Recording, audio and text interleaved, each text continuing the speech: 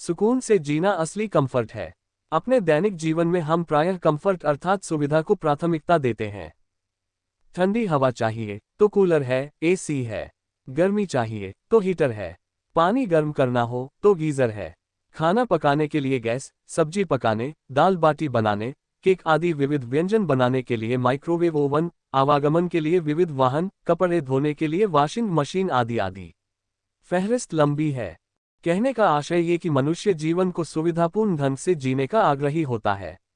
पहले घर और बाहर के जिन कामों में अधिक समय लगता था, अब विविध यंत्रों की सहायता से वे शीघ्र ही हो जाते हैं। इस दिशा में नवीन आविष्कार भी चल रहे हैं। अब बर्तन साफ करने की, इस्त्री के साथ तह किए हुए कपड़े की मशीनें भी निर्मित हो रही हैं।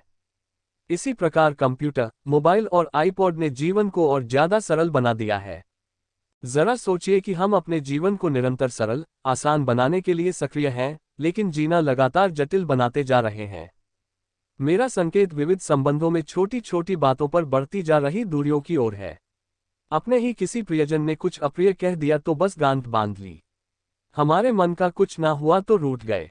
किसी से क्षणिक आवेश में आकर विवाद कर लिया और स्थायी शत्रुता पाल ली। कोई छोटी सी बात पर गलतफहमी हो जाए तो उसे सुझाने के स्थान पर उसमें उलझते चले जाएं। ध्यान दें कि ये सब हमारे जीवन में प्रायः होता है।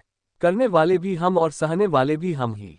मजे की बात यह कि इसका पढ़ाई लिखाई से कोई सरोकार नहीं होता, क्योंकि ये समस्या अनपढ़ों से अधिक पढ़े लिखों में होती है। ज्ञान से तर्कशक्ति विकसित होती है और कई बार यही तर्कशक्ति समस्या को सुझाने के बजाय उलझा देती है, क्योंकि विवाद के समाधान में बुद्धि से अधिक भावना यानी दिमाग से ज्यादा दिल की भूमिका होती है। ऐसे में अधिकतर दिमाग की सुनी जाती है और इसीलिए सुई विवाद, वैमनस्य, द्वेष, ईर्ष्या आदि पर ही टिकी रहती है। और ये तय बात है कि जब व्यक्ति निरंतर ऐसी नकारात्मकताओं से घिरा रहता है तो उसका जीना मुश्किल हो जाता है।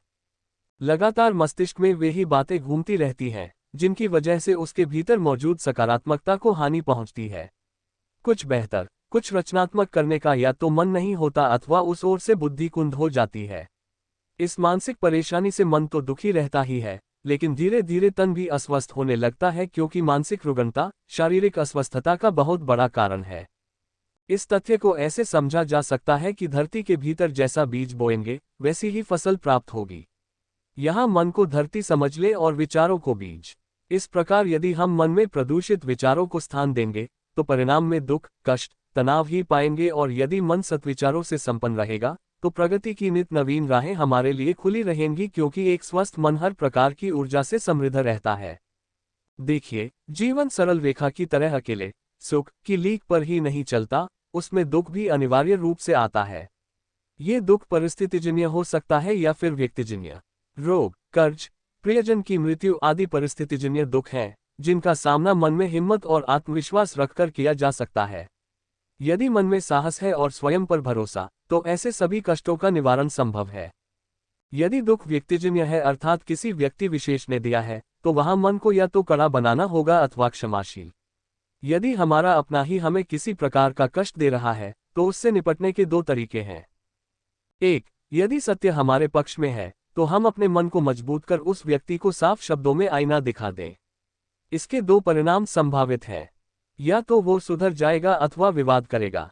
विवाद की दशा में उसे अपने जीवन से रुखसत करने की दृढ़ता यदि आप दिखा पाए तो कुछ दिन के दुख के बाद शांति से जीवन जी पाएंगे, क्योंकि घनी काली रात के बाद ही सवेरे का उजाला दिखता है। 2, हम अपने मन को इतना क्षमाशील बना ले कि संबंधित की भूल को दिल से ना लगाएं और माफ कर आगे बढ़ जाएं। यदि निरंतर उसे स्मरण रखेंगे तो बहुत कष्ट होगा और ये मानसिक कष्ट शारीरिक तकलीफों को जन्म देगा। यहाँ ये उल्लेखनीय है कि क्षमा करना कमजोरी की निशानी नहीं है, वरन मन की मजबूती का सूचक है। जरा सोचिए कि यदि किसी ने सीधे सीधे हमें ही कष्ट पहुंचाया है और उसके इस दुर्व्यवहार से हमें मानसिक या शारीरिक क्षति पहुंची है, तो स्वाभाविक प्रतिक्रिया तो बदले में उसे चोट पहुंचाना ही होगा। लेकिन हम यदि मन बड़ा रखकर उसे क्षमा कर देते हैं तो ये हमारी मानसिक दृढ़ता को ही दर्शाता है। कुल जमा सार ये कि हमारी रुचि यदि समस्या के समाधान में होगी तो उक्त दोनों में से एक राह का अनुसरण करना होगा, और यदि मन में उसका गम पालकर बैठ गए तो अंततोगत्वा कष्ट हमें ही होगा। वस्तुतः जीवन से अधिक जीने को सुगम बनाने की आवश्यकता है। अन्य शब्दों में कहें तो ये कि जब सुकून से जी पाएंगे तभी तो जीवन सार्थक होगा।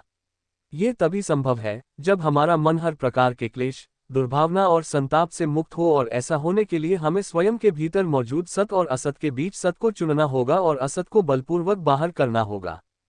विवेकपूर्ण सोच, दृढ़ संकल्प शक्ति और निर्मल मन के बल पर इसे साकार किया जा सकता है, और तब निश्चित रूप से उस अनमोल अनुभूति को उपलब्ध हुआ जा सकता है जिसे ईश्वर का वरदान अर्थात जीवन कहा जाता है। वीडियो अच्छा लगे तो चैनल को सब्सक्राइब जरूर करें।